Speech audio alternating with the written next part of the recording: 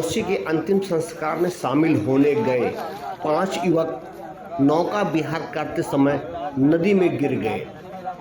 बताया जाता है कि 5 युवक अपने एक पड़ोसी के अंतिम संस्कार में शामिल होने के लिए सरजू नदी के किनारे स्थित महादेवा घाट पर गए हुए थे। अंतिम संस्कार के दौरान 5 युवक, जिसमें 2 सगे भाई थे, पांचों युवकों ने नौका विहार करने की सोची और नाव में बैठकर नदी की सैर करने लगे।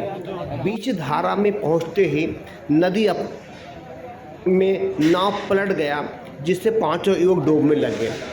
स्थानीय नाविकों ने किसी तरह 3 युवक को बाहर निकाला, जिसमें एक युवक की मौत हो चुकी थी, वहीं एक युवक लापता है। लापता युवक को खोजने के लिए एनडीआरएफ की पूरी टीम लगाई गई है। सबसे बड़ी बात तो यह है कि इस मरने वालों में एक सगा भाई भी है। कहीं न कहीं एक थोड़ी सी चूक से एक युवक की जान चली गई। वहीं अंतिम संस्कार में आए लोग इस घटना से आवाज रह गए। 5 लोग आप लोग गए थे। युवक की शव को पोस्टमार्टम के लिए भेज दिया गया है। घटना की जानकारी होते ही परिजनों का रो रो कर बुरा हाल है। बताया जाता है कि दोनों युवक अपने अन्य साथियों के साथ नौका विहार करने की जिद करने लगे। किसी तरीके से नाविक ने उन लोगों को नौका विहार कराने के लिए नदी में ले गया, जिससे यह घटना हो गई। सबसे बड़ी बात तो यह है कि पहाड़ों में बर्फ पिघलने के बाद सरजू पूरे उफान पे है।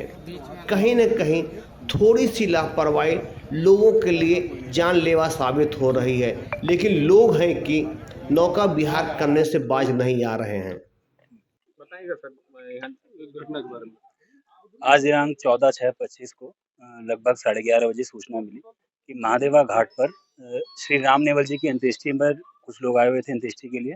तो उसमें 5 लोग नाव करके नदी के बीच में जो टापू है उस पर नहाने के लिए चले गए। नदी के बीच में टापू पे उन्होंने अपने कपड़े उतारे, उसके बाद वो नदी में उतर के नहाने लगे।